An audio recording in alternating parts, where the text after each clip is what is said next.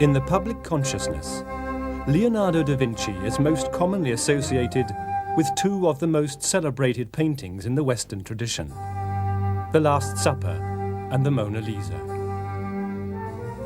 These paintings are just two examples of the complexity and insight which shaped his work.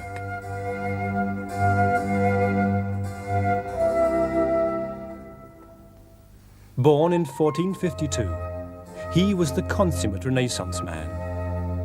Painter, sculptor, scientist, engineer and thinker, Leonardo's undoubted genius enabled him to evade the restrictions which a single discipline would impose. He was to achieve an almost legendary status in his own lifetime. I think he was a genius. He began to see how things could be made and could be made differently. He began to see the elements of things. He also had this intense interest in the way things work. He had a huge curiosity. Leonardo challenged all the prevailing scientific notions of his day, whether in anatomy, engineering, or architecture. He symbolized brilliantly the revival of true scientific inquiry.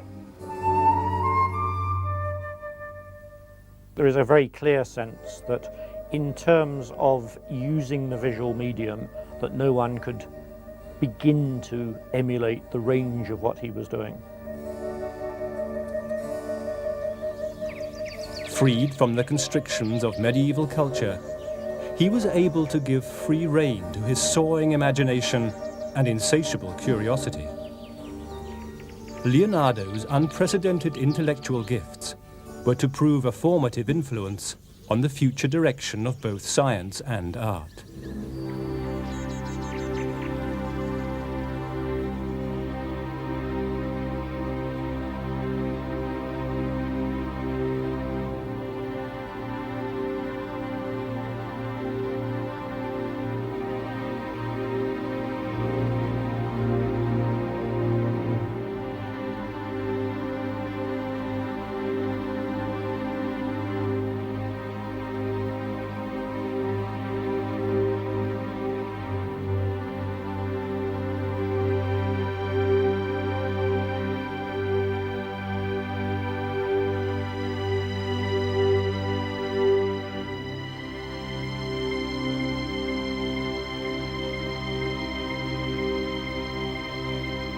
Leonardo was born in Vinci, a small town in Tuscany. He was the illegitimate son of Ser Piero da Vinci, a public notary, and a local peasant girl. Evidence of his exceptional intellect and diversity emerged at a very early age. He demonstrated a high degree of ability in the fields of mathematics, music, and art. One intriguing element in Leonardo's surviving notebooks is his chosen method of writing.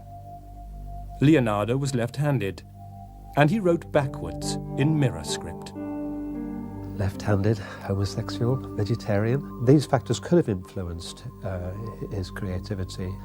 May have been that he was solitary and that sparked off a creative urge in him, because being by himself he would doodle and sketch and do all sorts of things like that. Of these various factors, the only one which is likely to have had much effect upon his career is his illegitimacy.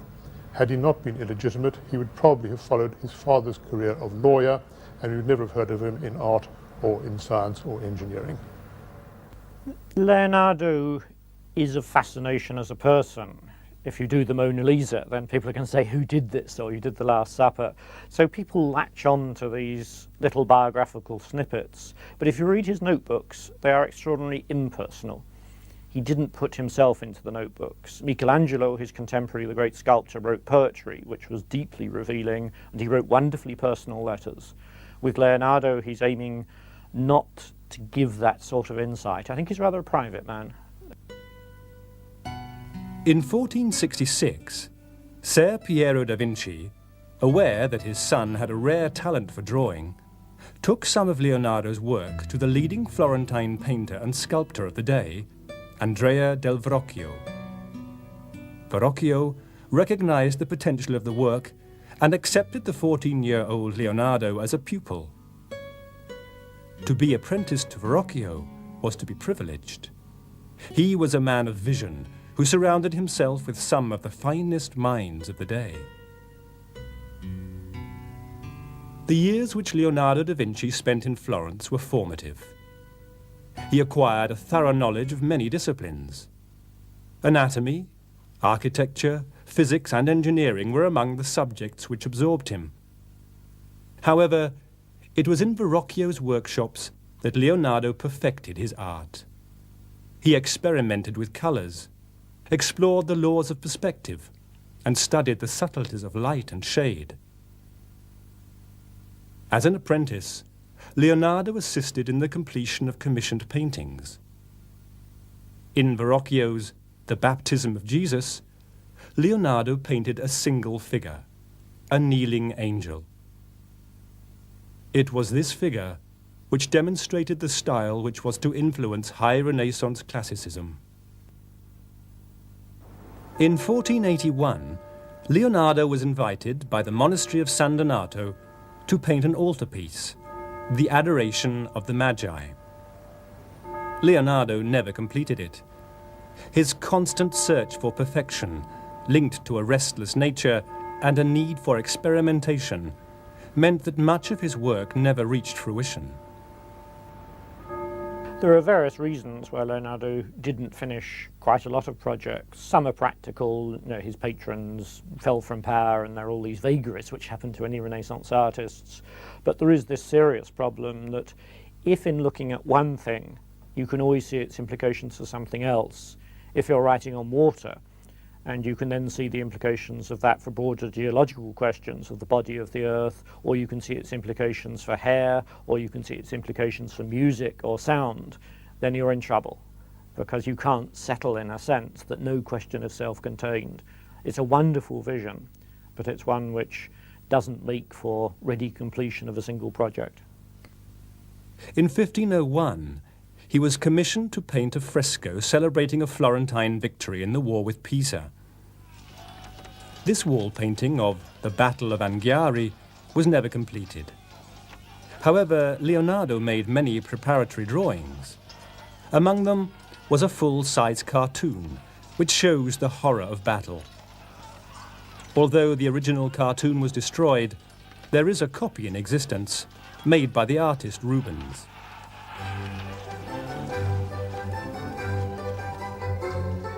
Perhaps the most memorable aspect of his work is his ability to capture the subtle emotions which reveal the innermost processes of the mind.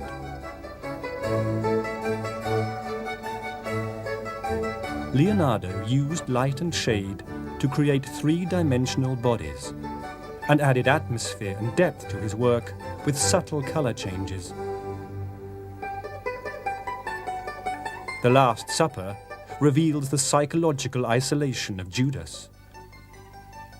However, it is the mystery of the inner life captured by the enigmatic smile of the Mona Lisa which has generated more discussion than any other portrait in the history of art.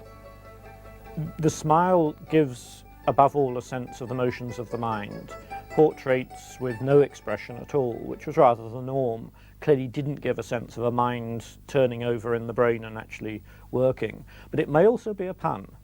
She was married to Francesco del Giocondo, and her nickname was La Gioconda, and that means the happy or smiling one. So I think it's possible that the smile could be an emblem. He did something very strange with the horizon. Perhaps I can demonstrate this with my hands. On one side of the picture, the horizon is here, and on the other side of her head, the horizon is up there. So the viewer is continually oscillating, particularly around the eyes, and that creates the ambiguity. And the Mona Lisa out of its frame, particularly if the light changes slightly, kind of breathes against the background. It has this extraordinary quality of being alive. And I think the Mona Lisa probably comes as close as you could ever come to satisfying this total ambition that Leonardo has to get everything right in painting.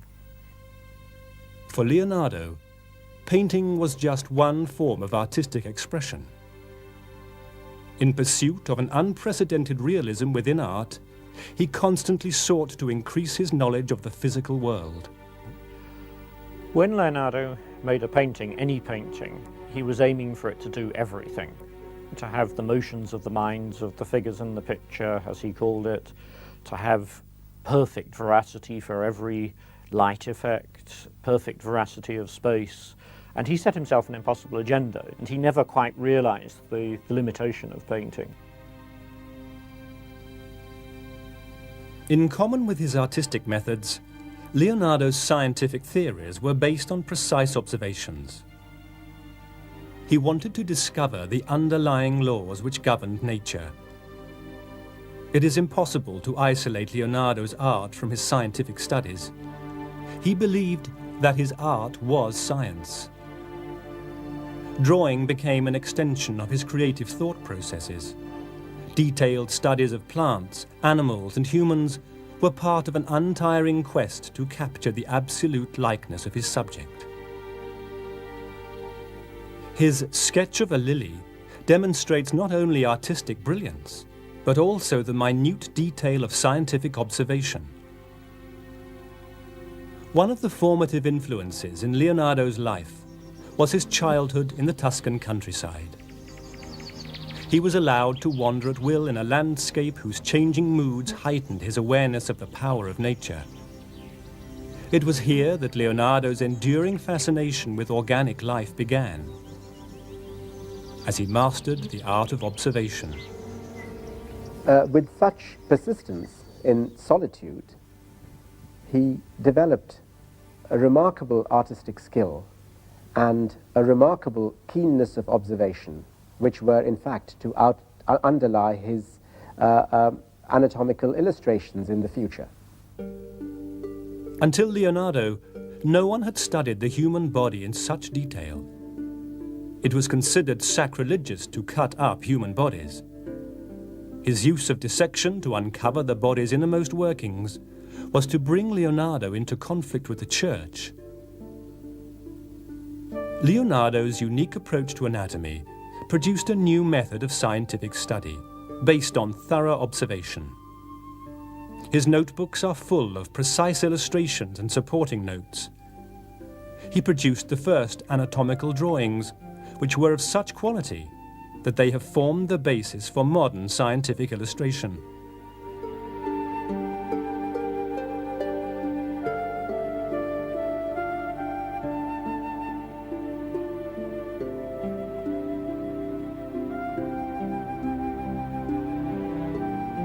As a medical historian, one would say that his important contributions to anatomy were the concept of sectional anatomy of the limbs, whereby anatomy was perceived in horizontal sections of the limbs.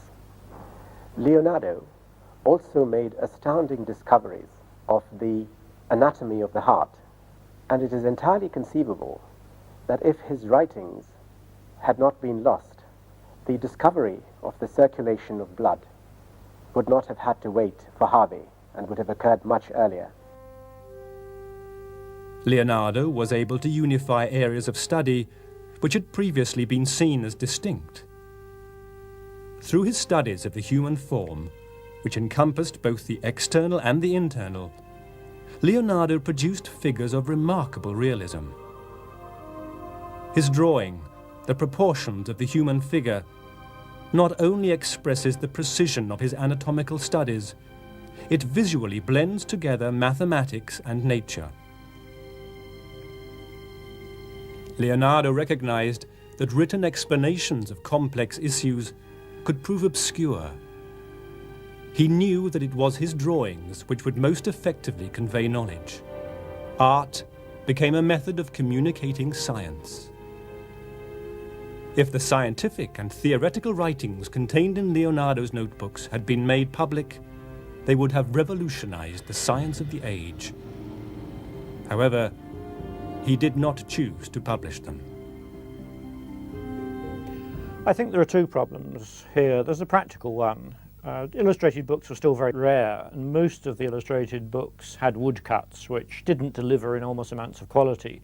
Now, if you think about Leonardo's drawings, how detailed they are, how perfect they are in their spatial definition, then he would have needed copper plates. He would have needed very expensive engraving techniques, which are very difficult to print in book form. But the overriding problem is that none of the projects were wholly complete. He could always see the next step. He could always see something more to do. So there's this frustration of seeing this wonderful open-ended agenda, but how do you actually get a completed work out of that? And he never really solved that problem. Yes, quite a lot of what he did would have revolutionised science and technology of that time, but he put it to good effect in as much as he published his work via those people who mattered most, namely those who employed him as the senior people of that society, dukes and so on. In 1482, Leonardo left Florence to work for Lodovico Sforza, the Duke of Milan. This association was to last for almost 20 years. In a letter to the Duke, Leonardo offered his services as a military engineer, demonstrating the extent of his technical achievements. In an age of war, this might have seemed an indispensable skill. However, Lodovico was more interested in Leonardo's expertise as an artist and sculptor. Handsome and gracious, Leonardo was popular at court and organized pageants and masquerades to entertain his patron. Despite his personable nature, Leonardo was, at heart, solitary. He did not allow court duties to deflect him from a single-minded pursuit of knowledge. While in Milan, Leonardo pursued his interest in mathematics. He collaborated with the mathematician Luca Pacioli and illustrated Pacioli's celebrated work on divine proportion. If we're thinking about Leonardo mathematics, we have to differentiate between the sorts of mathematics. Arithmetic was of some interest to him, but he was pretty poor at it. He couldn't add up a column of many figures without making mistakes. He wasn't at all interested, as far as you know, in algebra, which was available in rudimentary form, and it's geometry. It is geometry which is visual mathematics. And he clearly saw geometry almost as a form of visual sculpture. He could take three-dimensional bodies and manipulate them geometrically. He could clearly see forms in space. So geometry became a kind of mental sculpture for him, and that is where his genius as a mathematician lies. The notebooks and sketches from those years in Milan reveal Leonardo's mastery of an ever-widening variety of subjects, ranging from botany and geology to anatomy and architecture. His study of a Star of Bethlehem is a masterpiece. It conveys not only the sense of movement and vitality which Leonardo always tried to capture, but also a degree of detail which is almost microscopic. He understood the effects of sunlight and gravity on plant growth. He discovered that it was possible to determine the age of plants and trees by studying their structure.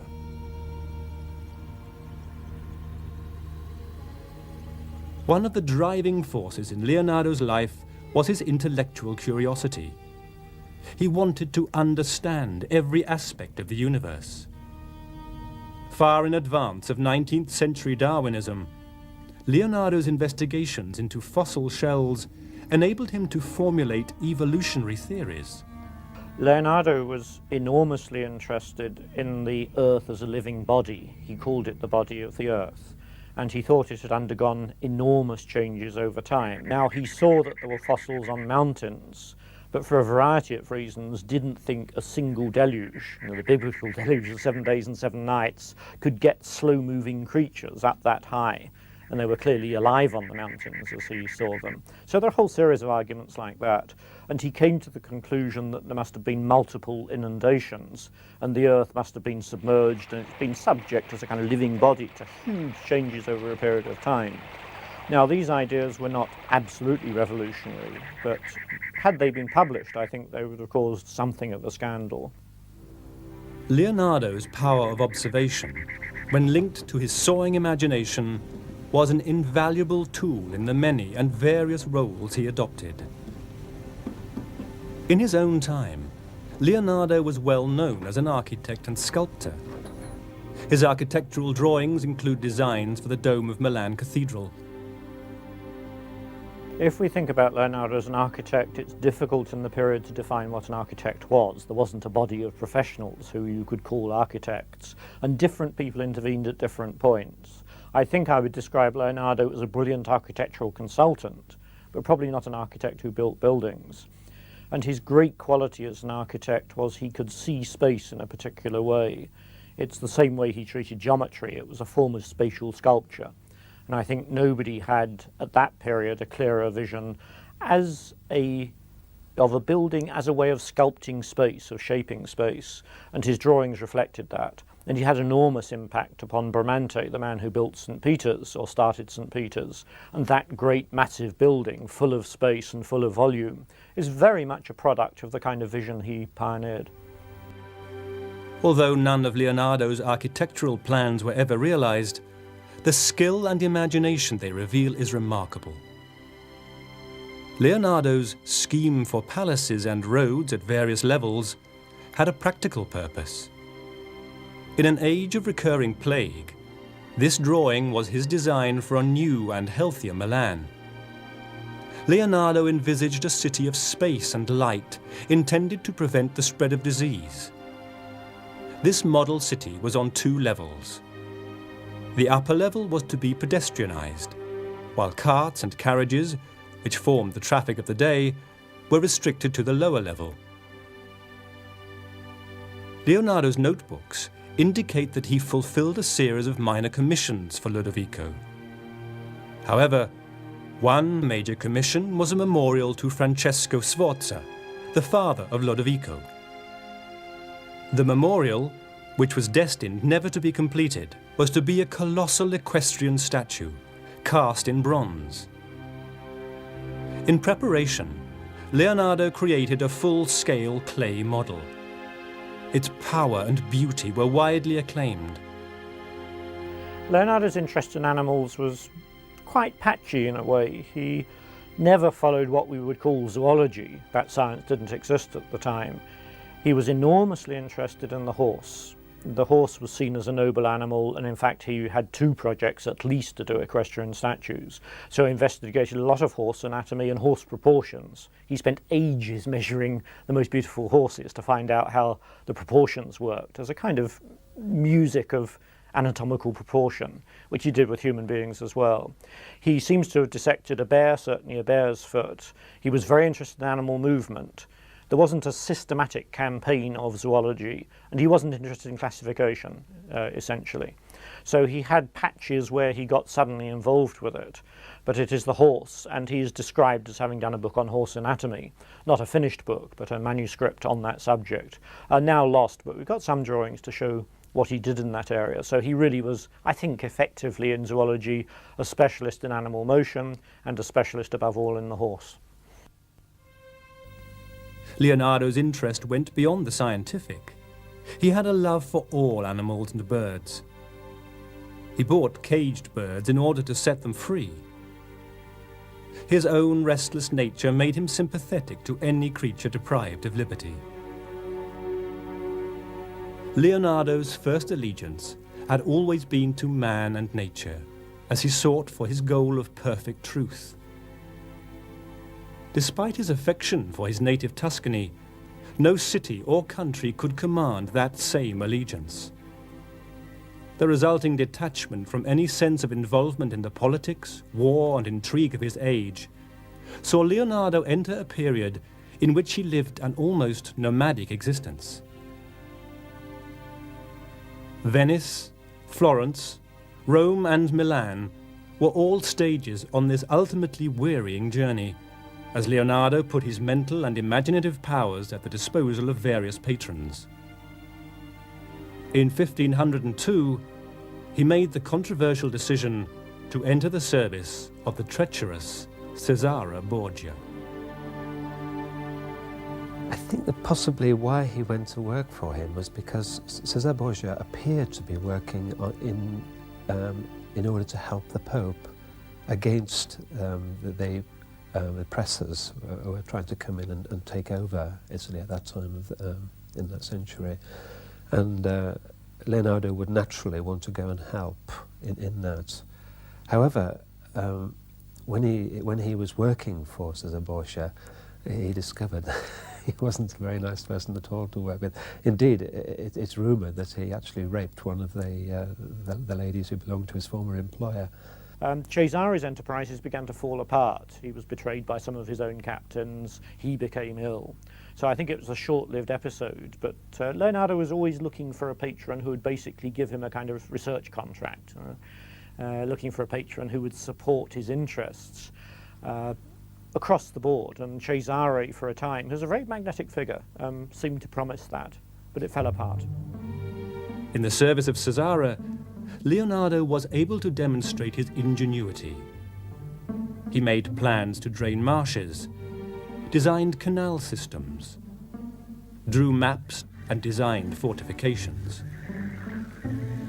However, Leonardo was unable to maintain his intellectual detachment in the face of Cesare's murderous nature, and he left his service in 1503.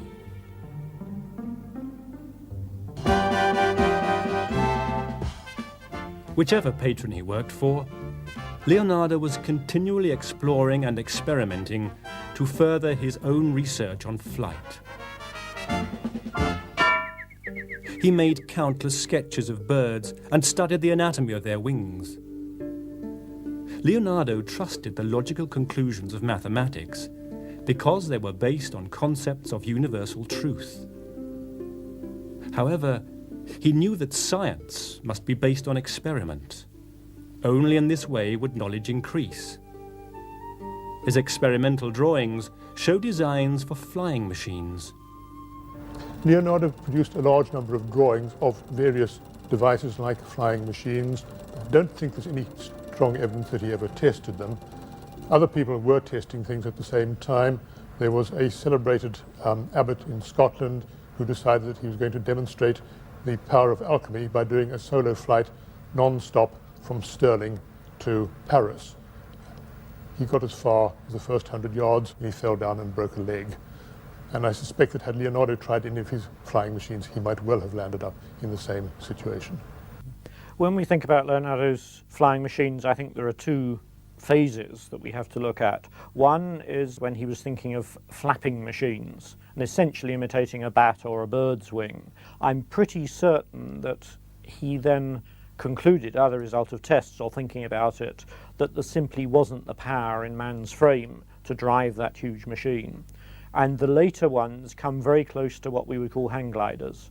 He was thinking then of gliding systems with the wings and tail used for steering purposes.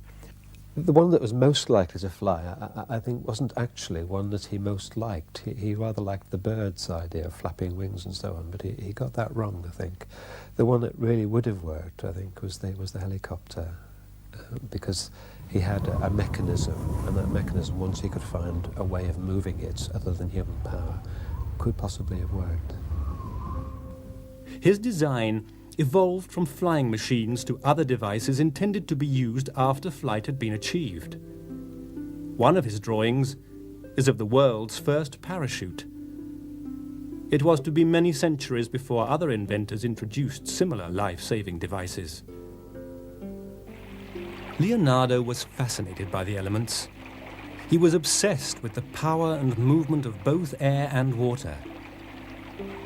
His series of drawings, The Deluge, which are almost abstract in form, show a raging sky and torrents of swirling water. For Leonardo, the properties of air and water were similar.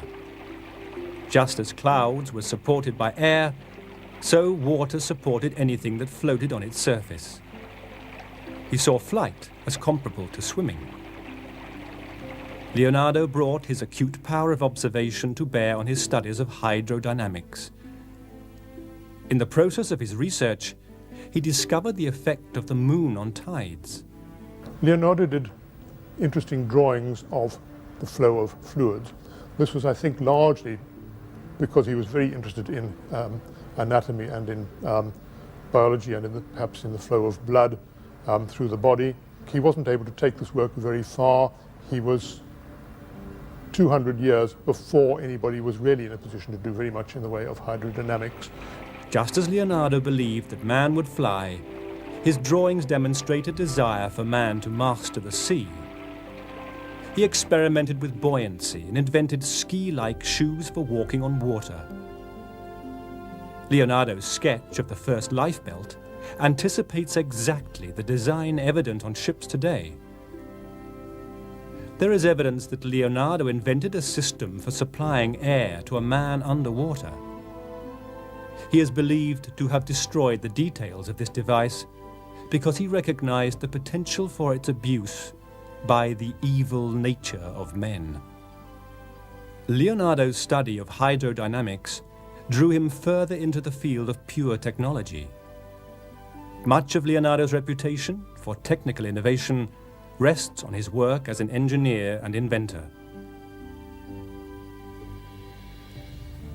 Leonardo lived in an uncertain, violent age. Renaissance Italy was constantly at war. Racked by internal disputes, she was also under threat from other states. During the Renaissance, it was usual for craftsmen and artists to be familiar with weaponry. Both Giotto and Michelangelo drew plans for the fortification of Florence. Practical science became important in relation to war, as more effective ways of dealing death were sought. It's often said there was a revolution of warfare in the late 15th century, especially with the introduction of new fast-firing light cannon that could accompany armies on the march. But the real role of artillery was to break into fortifications, and most of the warfare fought in northern Italy, the late 15th, early 16th century, what are usually known as the Italian Wars, centred around fortifications. And so what you needed as a dynast, as a ruler, was a master engineer who could both build you successful fortifications and also help you construct the siege weapons which to batter them down and defeat your opponents. Leonardo's untiring search for knowledge was at the heart of both his artistic and scientific endeavours. In the years he spent working for Lodovico Sforza in Milan, Leonardo was constantly designing equipment intended to improve the performance of the military. He offered Lodovico a wide-ranging quantity of ideas. There were plans of bridges, pontoons, and fortifications. Although he saw war as bestial madness, Leonardo produced numerous designs for weaponry. Some, like his detailed sketches of scaling ladders, were improvements on existing equipment. Leonardo's design was for a mechanized ladder which could be raised or lowered using a system of cranks and gears. This is similar to the equipment used by today's firefighters. Other designs were of his own inventions and included a triple-tier machine gun which produced a hail of shrapnel.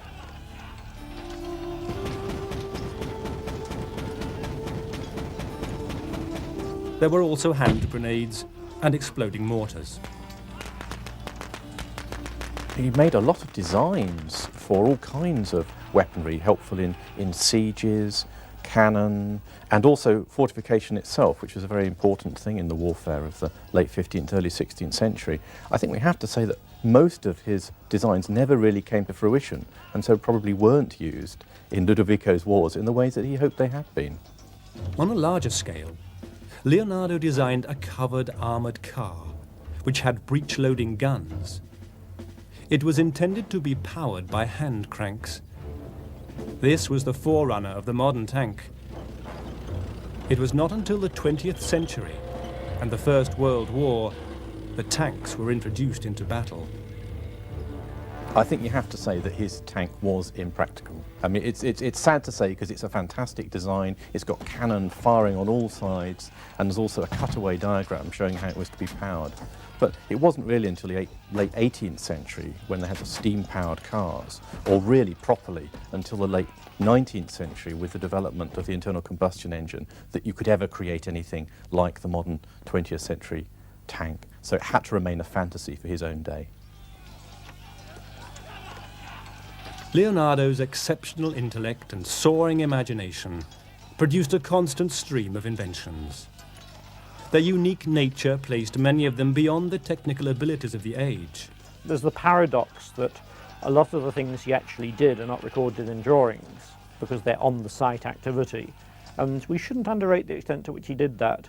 But the drawings, in a sense, are a kind of fantasy warfare which is deliberately aiming for style, for vision, to convince the patron, and when the patron's got the manuscript, for the patron to have something which is looks incredibly advanced, very stylish and incredibly wonderful. I think Leonardo put a lot of his mechanical inventions to very good use, particularly in the area of the military applications, because he was employed for that particular purpose. And he certainly wouldn't have been kept in that employment if the things he invented didn't work. Not all of Leonardo's designs for a time of war were offensive weapons, restricted only to a military purpose. Some, like Leonardo's design for a rotating bridge, may have originated as methods of fortification, but had a wider potential. This bridge, which could be swung across a river and back again, was a feat of engineering which demonstrated Leonardo's technical skill. One of his other bridge designs was for a two-level bridge. This adopted the same principle as Leonardo's plan for a model city. It used different levels to separate pedestrians and traffic. The type of framework which Leonardo designed for this bridge is identifiable in bridges built since the 19th century. He clearly understood the way in which stress and materials could be used and assembled, because the structures that he created could easily be swung into position, so he could build the bridge very quickly on land. This was extremely important, something which was very uncommon at that time. In 1514, Leonardo was in Rome. This was almost the last stage of his journeying. He spent 3 difficult years under the patronage of Pope Leo X. There was no natural affinity between the two men. Leonardo devoted his time principally to scientific experimentation. As regards Leonardo learning or plagiarizing other people's techniques and ideas, there was a tradition of artist engineers, in Italy especially, going back for 2 centuries, and he was particularly influenced by men such as Francesco di Giorgio Martini and Giuliano de Sangallo. I think it's fairer to see him as part of a tradition which he exploited, using his knowledge of both classical and modern, that is to say, in his own time, modern technologies and understandings. Throughout his life, Leonardo had been interested in mechanical science. His familiarity with machinery had begun in Verrocchio's workshops. A fascination with machines of all types is evident in his analytical drawings of their component parts. Leonardo not only classified the different parts, but also specified their potential functions. His sketches show numerous reproductions of gear systems. Leonardo recognized that, if used appropriately, gears were a potential source of functional power. Gears, cogs and weights are central to many of Leonardo's inventions. What characterizes his engineering drawings is a sense of how a complex system can work in 3 dimensions. And I think in his mind he could, in a sense, see the parts moving. And that's the quality of his engineering. So he brought his abilities to understand things in space, movement in space, which you see in all his drawings. He brought it to engineering. The detailed plans Leonardo drew for all his inventions have allowed 20th century engineers to assess their potential. His ingenious design for a spring-driven car shows clearly that it would have been capable of limited forward movement. I think many of his other inventions were probably more speculative. I think he enjoyed playing with ideas, and there were loads and loads of pictures, of sketches of designs, which were possibly never used. But it didn't stop him, because that's the way designers work. They will produce loads and loads of sketches of things, not expecting them to be used, because they're developing ideas and developing principles. But we don't quite know exactly how many of things might have been used, because we haven't got all that he produced. The evidence was that he was far more prolific than even the small amount that we've got indicates. In pursuit of the precision he valued, Leonardo designed measuring devices. These included an odometer, an instrument to calculate distances. In order to measure time more effectively, he designed a clock with separate movements for minutes and hours. The clock was powered by gears and weight-driven mechanisms. Many people were beginning to experiment with the idea of using a spring. Now, the difficulty with a spring is that when you wind it up, it will have its maximum force when it's fully wound. And as it unwinds, the force available goes down exactly in proportion to the amount of time it spends. So what Leonardo devised was a way in which, as the force went down from the spring, so he applied the lever principle or gearbox principle to multiply it back up again. Leonardo believed that the key to accurate representation was acute observation. His conviction that vision was the most vital function led Leonardo deeply into the study of optics. He was familiar with the construction and function of lenses. His notes revealed the intensity of his study. Leonardo has been credited with the invention of the camera obscura. He understood that images were reversed on the human retina. There are indications in his notes that he experimented with simple photography. For a man of genius who was obsessed with the faithful reproduction of appearance, photography must have been a logical progression. One of the theories advanced to explain the mystery of the controversial Turin shroud involves Leonardo. It is claimed that he faked the shroud using a photographic image of a decapitated head. During his 3-year stay in Rome, Leonardo had used dissection in order to pursue his studies of the human form. He dissected bodies in the Roman hospital. This work was to end when he was accused of sacrilege. Now, he had some German mirror makers working in his workshop who were making mirrors for him and doing various technological jobs, and these gave him a lot of trouble. They wouldn't learn German, they went off shooting with the Swiss guards and didn't do their work. In retaliation, it seems, the German mirror makers said to the Pope, Leonardo is dissecting illegally. We don't know the result of this, but there's no evidence that Leonardo got into trouble for the dissections he did.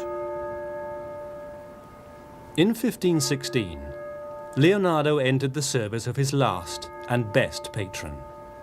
The new ruler of France, King Francis I, invited Leonardo to make his home at the Château de Clou. Francis offered him the biggest salary that was then available anywhere in Europe for an artist, an engineer, an architect for being in the court.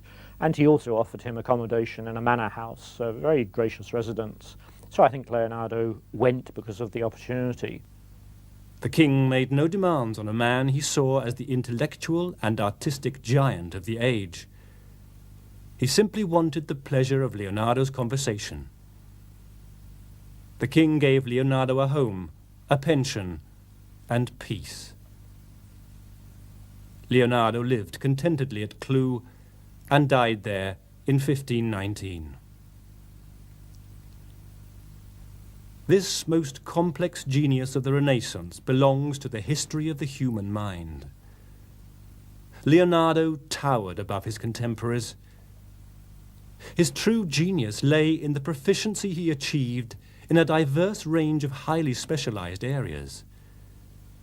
He understood, more clearly than anyone of his century, the importance of precise observations. Leonardo's endless search for knowledge was both his triumph and his tragedy. He failed to complete artistic projects when other avenues of study opened up. His notes were never made public in his lifetime, and his discoveries lay hidden for centuries. Leonardo was a man ahead of his time. His unique, detailed approach to science and art was a mark of his true genius. The quality of his painting and drawing has endured throughout the centuries.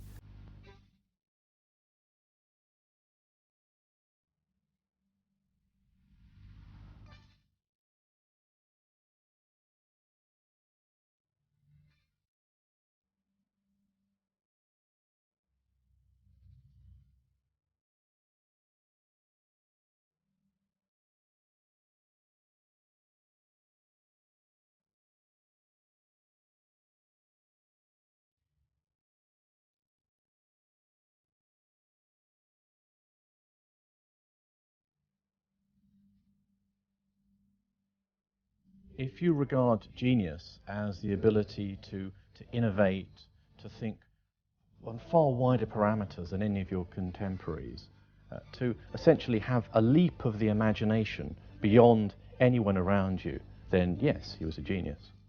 It is truly remarkable that an essentially self-taught person, without any claim to a formal education, could have accomplished so much in so many disparate fields in a single lifetime. No one had a broader feeling for the complete texture of the world and human beings as dynamic living systems and could express that in visual form. I think the great genius lies in the drawings, in the notebooks, and in this vision. No one had a greater sense as to how the visual medium, drawing, could convey this vision of universal science, of universal knowledge. When Leonardo died, his friend Francesco Melzi wrote, "The loss of such a man is mourned by all, because it is not in the power of nature to create another such."